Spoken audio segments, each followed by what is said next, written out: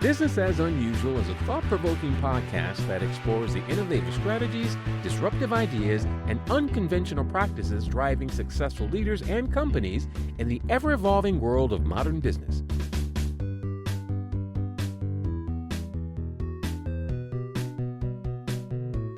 Subscribe, comment, and share for weekly inspiration with our host, Aisala. Hi, welcome to Business as Unusual. This is Aisala, and I'm very excited to be here with Jesse Carroll. Welcome to the show, Jesse. Thanks for having me. Before we get into the nitty-gritty of your business, let me ask you, what's a hobby of yours that you think would surprise folks? Depending on who it is, I am a big gamer at heart. My family knows this. My friends out here have no idea. I play Call of Duty Warzone almost on a nightly basis with a very serious squad. So every night around 8 p.m. Eastern time, I turn into a warrior. Oh, nice. Diablo 4 right here. Really? I played Diablo 4 too. Oh my gosh, I love it. And then will you tell the folks that are listening a little bit about your business? The little description, name, who you work with, that kind of thing. Yeah, absolutely. So my name is Jesse Carroll. The name of my business is Jesse Carroll Coaching. I am a voice actor. I've been a voice actor for the past 7 years, and I started with knowing nothing about voice acting all the way to making over 6 figures a year for the last 6, almost 7 years now. So what I've done, because people always ask me, how do you get into voice acting? What do you do? So I've taken exactly what I did when I started, and I put it into a coaching program. And the program's newer, but the method isn't. I started developing it back in January of this year. And I've got a handful of clients and they've been getting good results. That's really fantastic. I've worked with a couple of voice actors over the years, and I've heard it's an incredibly competitive field. So that's amazing that you were so successful right out of the gate.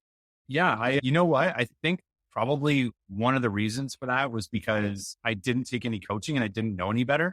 I think one of the things that makes it super competitive is everybody has an idea of what it is and what you're supposed to sound like. So they end up doing the same thing.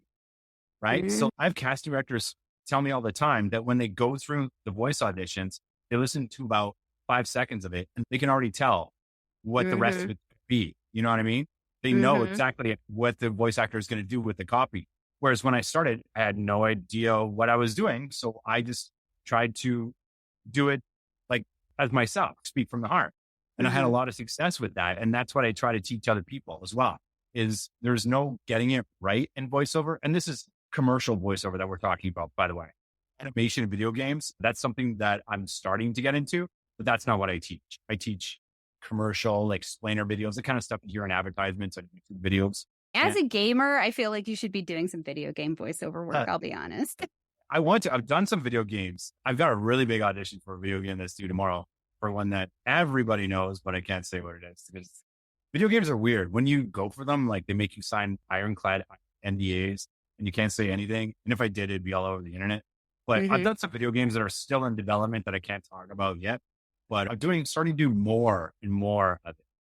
It's a funny industry though, for as far as video games are concerned, because AI is starting to really get into it where they want to use your likeness and they want to be able to use your voice again after you've recorded it. Because AI isn't good enough to just take your voice and run with it. You have to do a bunch of specific things. I don't think that's a good idea as a voice actor. And I just turned down a job because they wanted me to do some AI so they could just keep updating and changing the dialogue. Yeah. That doesn't, I support your self-advocacy. I think AI, and this is a total deviation, but I think AI has the possibility, it's like the printing press, right? Like it has the opportunity to be a useful tool. Yeah. And the way that we do things, it's going to be the hammer that hits every nail for a while. And some of these ethical considerations, they're really problematic. Yeah. You got to watch out for yourself in that way. Well, here's the thing. I think a lot of people that are, in terms of like, from an actor's point of view, a lot of people that are using AI to try and replace voice actors or just get their likeness and use it over again. People, like everybody has, not to get too woo on you, but we have a sixth sense. You can tell when there's something up with someone, if they're dealing with a life problem, just by hearing the sound of their voice, and AI can't replicate that. So you're going to have these companies that are going to make these productions with AI voices or AI generated images. And people, even if it's so hard to tell, people are just going to know there's just something off about it. And the reason that I bring that up as well is because when I'm doing commercial voiceover, everybody freaked out when AI started coming out or started to use AI, but I could always tell if it Yeah. was AI or not. And right now, clients are coming and saying, hey, make sure that you're not using an AI voice version of yourself. Hey, don't sound like an AI. Use real emotion. And all the big brands for the big jobs, they do not want anything to do with AI because it's impersonal. Yeah. People are trying to sell something. They want everything to be authentic, right to its very core. Like Apple, that was their whole platform over PC. When they're like, hey, we're Apple. We're like real people. We're not like sitting at a desk with, I don't know if you remember those commercials. Mm-hmm. That's what skyrocketed them because nobody was doing that. Everyone was doing super professional commercials. You're in a suit. Anyway, Yeah. authenticity, I think, is going to be huge. And that's how you combat against AI because AI can't do that. It'll always be a representation of human emotion, never actually true human emotion. And you need emotion to connect with people. Yeah. And that's connection is a huge driver of joy, culture, sales, all Yeah, of it. Like the connection is where it comes in to play in a lot of ways. 100%. So this is business as unusual. What do you see as being unusual about what you do? Aside from being Um, authentic, because I love that. But you already said that one. So you have to come up with another one now. what I do in terms of like how I coach, How you coach but or it your was in like, voiceover process. I know you have a lot of irons in the fire. So the one that you're most interested in focusing on here. yeah, absolutely. You know what's so funny? I spent a long time managing nightclubs, like about 20 years. So the fact that I'm like not doing that anymore and I work out of home all the time by myself, I'm the only person in the room. Usually it's just people over a headset. That is so unusual to me to think that's actually like the life that I'm living now compared to where it was just pre-pandemic.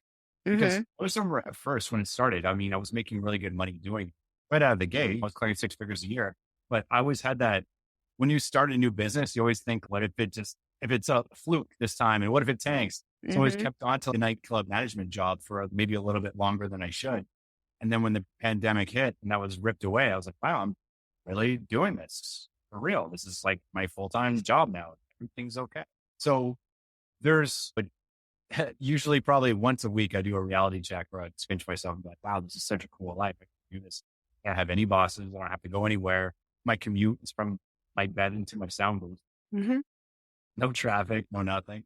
It's nice. No, Unless I have to go to an actual studio, but that's always fun too. no, But no drunk people falling on you about. no, there's no drunk people. I can imagine if I'm recording with a drunk, he's like, Jesus, all right, man, just one more time. So wasted on the other end of Why does it think about the nightclubs? I don't know. I've been out to one or two in my life. It's funny. Nightclubs, like the life was so wild. Like nightclub is the only job that you can show up to hungover or drunk and people will give you a congratulations for it. Like you couldn't do that like a doctor, right? You're going to show up for surgery. Are you hungover? Yeah. Here, have another shot that'll make you better. That's true. Right. So who do you normally work with for your voice coaching or your voiceover classes? Who All kinds of thrives with that people. service? Yeah, all kinds of people. Right now, it's a lot of actors. Actors are really interested in it. They go with it really well. I've got another lady who is actually an influencer and she just always wanted to do it. She's got a heck of a voice. And I'm doing some private lessons with her as well to try and get her to the level she needs to be at. I actually had an interview today. I was interviewing a client because when people want to work with me one-on-one, I have 2 versions of my course. One where they can just go through it like how I did when I started with me, just go through the course alone and all the modules teach you how to do it. But it's always better to work with a coach while you're doing it too. And I do offer that, but you have to go through an interview with me first to make sure we're on the same page, that I don't want to charge somebody money, like working with me personally, if they're also not going to do the work, because then that's not good for anybody. And it worked when you're starting. And I had an interview today and it was a lady and this young girl, and she was so enthusiastic, but they wanted to do video games and animation. And I don't teach that. I teach commercials, explainer videos, the jobs that are better for like when you're first getting into it, that don't require acting experience, that also pay the most. And she wanted to be in a Pixar film. So spent 20 minutes just like writing down all the names of the best like animation video game teachers I could remember and just forward it over, and hopefully they'll take that and run with it. Who knows? Maybe she'll be the next big Pixar star. That's great. I really appreciate that. I have I don't work with people if I can't help them. Like I have a list of professionals that I refer to when I'm not the right fit. It's part of the way that I want to show up in the world, which is I want to give people the product or the service that is the best fit for both of us. There are people I feel like who kind of hoard business, and that's a way. And I've always felt that by just being open and having that kind of attitude, the people who come to me, even if they don't hire me, they're happy about it. They'll say nice things about me. Yeah. And I know that they're getting the best possible service that I'm aware of, which is I feel it just feels better. 100%, 100%. And like, as far as I'm sure you probably do something similar, but like, I mean, as long as the person's doing what I'm telling them to do and they're following the plan 100% of the time, I'm going to get them results. That's the goal, right? So if I'm interviewing somebody and I just don't think that we're on the same page, we're not clicking, and if I'm unsure if I can get them results, I'm not going to work with them, because that feels terrible too as a coach. You work with someone and you're like, I don't know how to help this person because they won't help themselves. So I want to make sure that everyone's really wants to do it before I work with them personally. No, I think that's really smart. And it's not something I think haven't talked about it much on my show. And I think it's actually an important thing to bring up, which is that a good coach who really wants to help you will actually evaluate whether or not you're a good fit, if they can. Yeah, 100%. Here's the thing. Like, when I came to, I live in New York City, originally from Canada, from Vancouver. And I came here to study with Terry Knickerbocker, who is the coach of Sam Rockwell. He's famous for coaching Sam Rockwell in his career, and Emmy Rossum, Daniel Craig, and all these stars and everything. And before I could study with him, he had an interview because he was saying, like, I'm not going to get you to come all the way from Vancouver to New York City if I don't think that I can help. And that always stuck with me personally. And that's how I want to run my business too, is to make sure that the people that I work with get insane results and end up doing things in their career. And I want to help them get there, but they've got to want to get there too. There's no sense in just trying to, I think there's probably coaches out there, I hope there's not too many, that just take on as many people as they can just to pay the bills, which I understand paying the bills, but I don't need to through coaching. So I just want to do it because I enjoy it, and I want to make sure that people get results. I love that.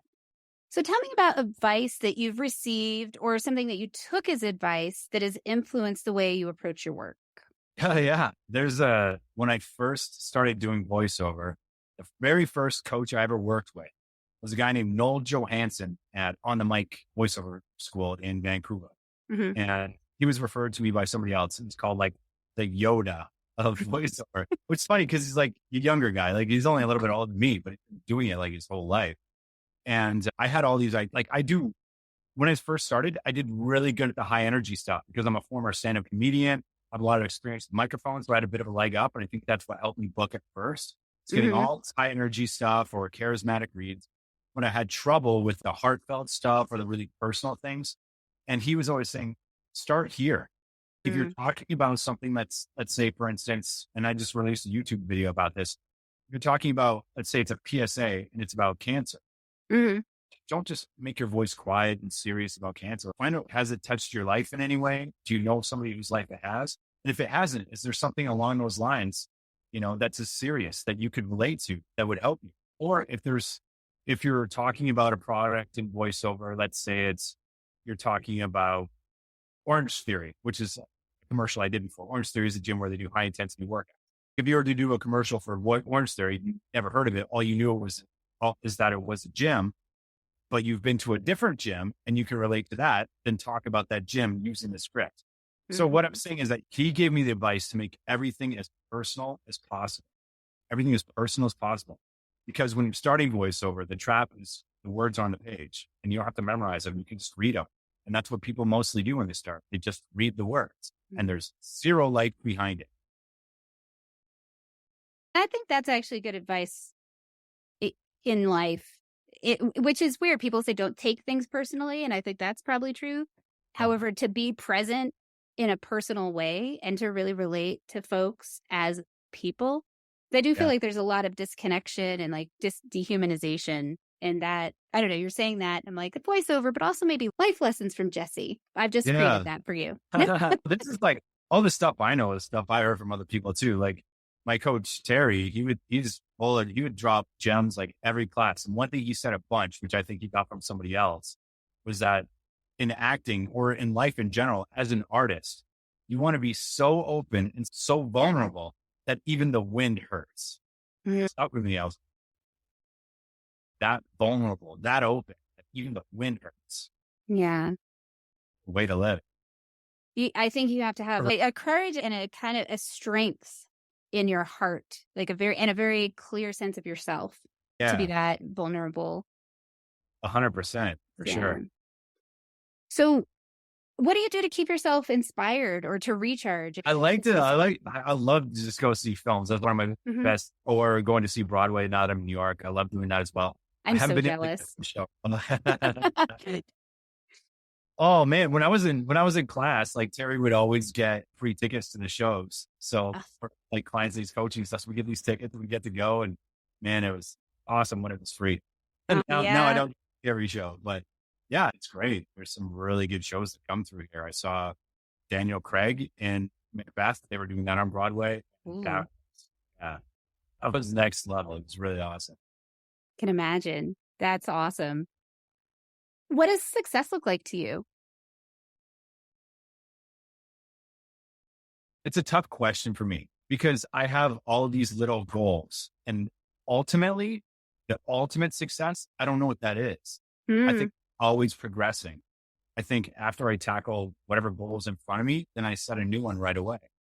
I think success to me, in terms of, let's say if you're talking about like a monetary value, I want to be able to have a level of success where I can take care of my friends and family fully, or people around me, because I grew up extremely poor and it was hard to get food a lot of the time, or being hungry all the time. And Christmas was like, get a baseball hat.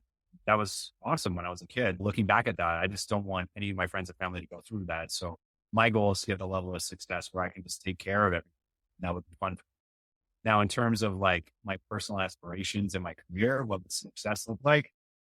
To be able to choose all the projects that I want to be involved in, be able to express myself as an artist fully, whether it's in voiceover or in film and TV, which I do as well.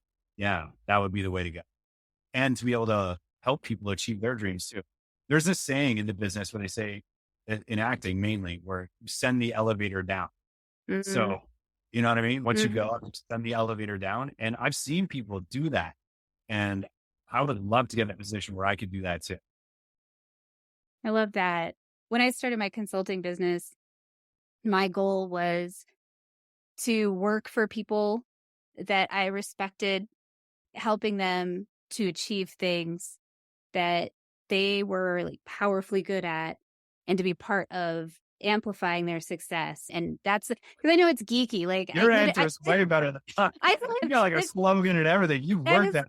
I spent a lot of time in those little, because I spent 4 hours in a spreadsheet yesterday. And I honestly loved it, but I did social justice nonprofit work for a long time. And what I really got, and I also raised 2 kids, and it's every moment that matters, right? Like people always want to show up for the flashy stuff. They want to come and do, like when it was the activism, they want to come and do the protest, or they want to call the media, but nobody wants to do the filing or empty the trash. And that actually is the thing that keeps us going. And so really realizing that when you can be present to that full spectrum of what's happening, it's in a lot of ways, it's my authenticity piece, and recognize that these things that can feel tedious or unmeaningful are actually the foundation and the structure of those impacts in the world and in the places that you really want to be part of things. Yeah, totally. It's not as fun, I'm saying, but it's just, I thought about it a lot because I had, to build this, I had to really be committed. And I thought, I want to work for people ultimately that I would work for free. I can't afford to do that. But as long as that's possible, that's what I want to try. I think that's a really good thing to strive for sure. That's honestly, I put that towards like when I say that I want to work on whatever projects I want to work on. Yeah. Be like, even if there's no budget, like for free, there's so many people who would do for free for sure. Right. To express myself. Yeah, it's amazing. And it's such a power. I want that for everybody, actually. I have a whole radical idea about how society should work. And I want everyone to have that. Minimum wage for everybody. You know what? That's going to come soon with AI. Like it's going to take certain jobs really quickly in the next few years. It's going to happen very quickly. And there's going to be a need for a basic minimum wage. I hope so. Did you see the World of Warcraft, Reddit community created a series of Reddit posts to mess with the news bots, and it worked. And the news bots like put out, I'll send you the video. It's hilarious because there was all of these news releases about stuff that didn't ever happen in World of Warcraft. They made it all up just to see what would happen. And they're like, look, yeah, AI is great. And we still need somebody to supervise it because this is 100% not real. Yeah. But they made it all up. I love like we said before, I love geeky gamers. They make my heart happy. My dog. Play WoW? Way back in the day. I actually played the standalone games before they came out. I don't know if you, I tried to play once and my computer wasn't powerful enough. The screen just kept skipping and I was like trying to play and I was just, acted and couldn't do it. No, I grew up in the age when girls weren't supposed to be gamers and I was actually really good at it. So I went down to like my friend's office and we're playing, I think it was like the second World of Warcraft and maybe the third one. And I had already pissed his boss off by winning a game, like a board game night. Like he was like, girls can't come because they cry when they lose. And then I killed them all. And then girls weren't allowed to come anymore. And I'm like, we know who cries when they lose now. But then the World of Warcraft, they were playing on this network. I hear his boss like, who's destroying me? And it was me. I had a submarine and I was like, and I didn't know it was his thing. And I'm like, oh, my friend's going to get fired. I can't have game nights anymore. This is not good. That's awesome. So then, yeah, I didn't play the first one. I didn't play Evercrack or World of Warcraft that much, but I like Diablo. Yeah, it's got those elements though. Like they keep coming up this season. I can see it going a while. Okay, so I don't know if you're like a D&D fan, but they've got absolutely Baldur's Gate's coming out. I'm so glad I have an Xbox so I can delay because it's not coming out for Xbox until the end of the year. So I got time before I get sucked into the world.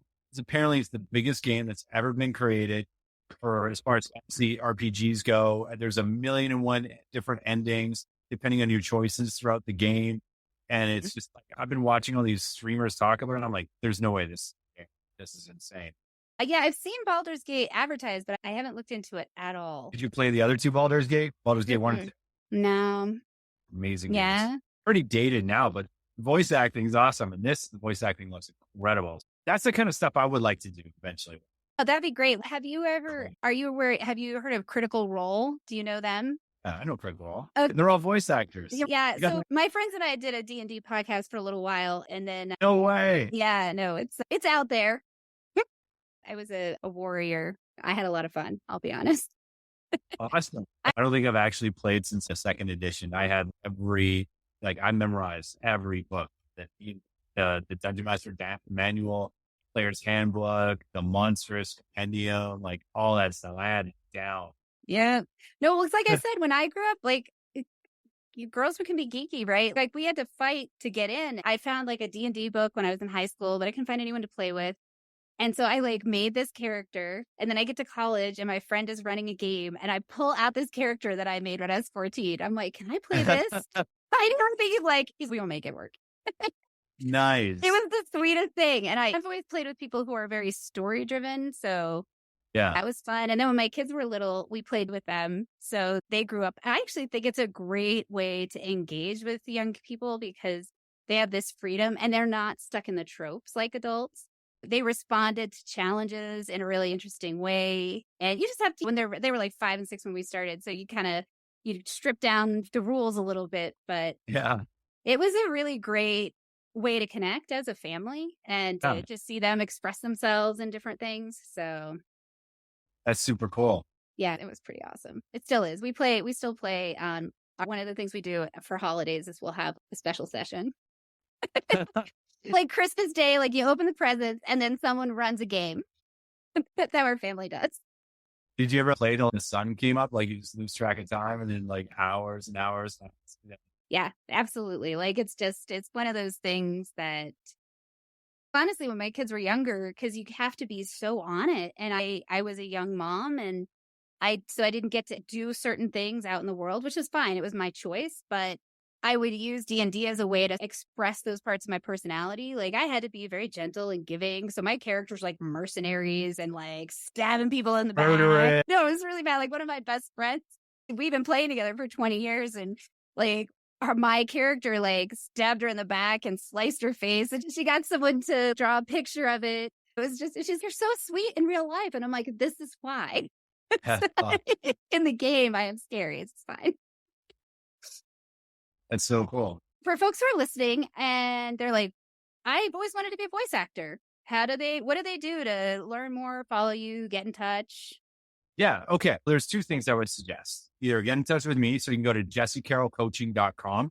And on my website, it tells you all the ways that you can work with me. There's two different ways to work with me one-on-one or go through the course alone if you don't have time to work one-on-one. And you can always hire me later if you want to do that.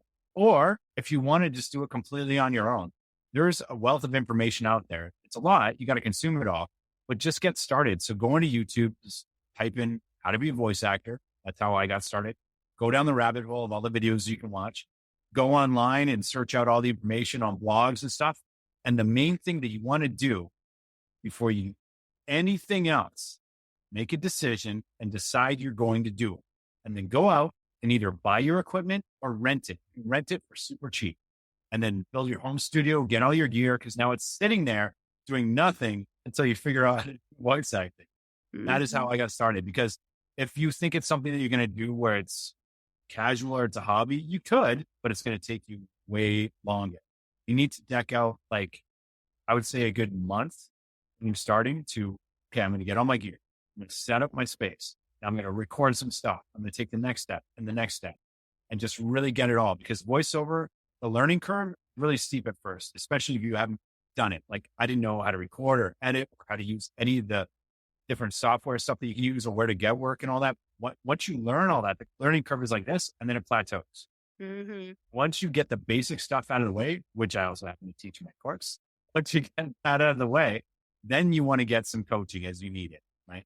You go to a coach in person, or you can coach with somebody online, coach with me or somebody else. Yeah, there's lots of coaches, lots of ways. But the way that I teach it as well in my program is exactly what I said, like all the stuff that you need to know to get started in voiceover, from like buying the gear, setting up your home studio, how to record and edit, where to find the work, how to book the work, how to do the work, how to work with directors, all the stuff that you need to know to actually work as a voice actor. Because when you go to most voice acting schools, they'll have classes where you just go and you read scripts, which is part of the equation, but it's not enough.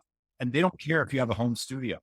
So when I used to teach at a place called Story Institute in Vancouver, I was taking over for a different teacher who booked this big film, and she couldn't do the class anymore. So I jumped in as a sub, and nobody in class had any kind of voiceover equipment at home at all. Like I'd say about 3 weeks in, I had them all get their own stuff, even if it was just something as simple as USB mic, so they could at least practice at home. You can't book, you could try and book work with a USB mic, but you need actual competitive equipment because you're up against pros right away. But everybody was booking by about a month into the class when I was working, because I always concentrate on the home studio part of it, because that's the way the world works. You can be the best person in the world at voiceover and attend script reading classes 5 nights a week. Scripts can be amazing, and you're never going to work unless you have all the basic stuff and gear and editing, know how to get work and all that kind of stuff sorted at home. Mm-hmm. But the business side of a lot of these things is often the place that people get tripped up, unfortunately. So that's really great that you offer those tips. I feel like that's a huge service, because once you've learned something, being able to, like you said, send the elevator back down and help people figure out how to be there, because there's plenty of work for everyone. So it's just a matter of, to give you an idea, I get usually somewhere around 60 auditions a day. Try to do them all. If I'm busy and I'm working, I probably can't do them all. And that's common once you get to the pro level of voice acting. So it's not less work out there the more voice actors there are. It's actually everything these days, as far as advertising is going, is turning into video and audio. And so there's 1,000,001 podcasts, and those commercials that pop up on there, that's a job. Somebody booked that job as a voice actor. So there's thousands. When you say you get auditions, like they just come to your door and knocking, how does that work? Well, I have an agent, and then there's also casting sites and stuff that send auditions to as well. So I don't want to name the sites because I don't want anybody to think that I'm like pushing them, but all you do is just Google voiceover casting sites, and the first few that you see, probably the biggest ones to be on. Some of them are better than others. Some of them have been known to do some shady practices. So it's like the Wild West of the voiceover world, but that's where the bulk of auditions when you're starting come. And once you're working that way, then you branch off, you get an agent, and they'll send you higher quality jobs. But there's always going to be the competition there because there is a lot of voiceover actors. But as long as you can be you and find a way to tap into the unique thing that makes you, then you're going to be just fine. You know what I mean? I'll give you an example. So there's an actor out there named Sam Elliott. Do you know who he is?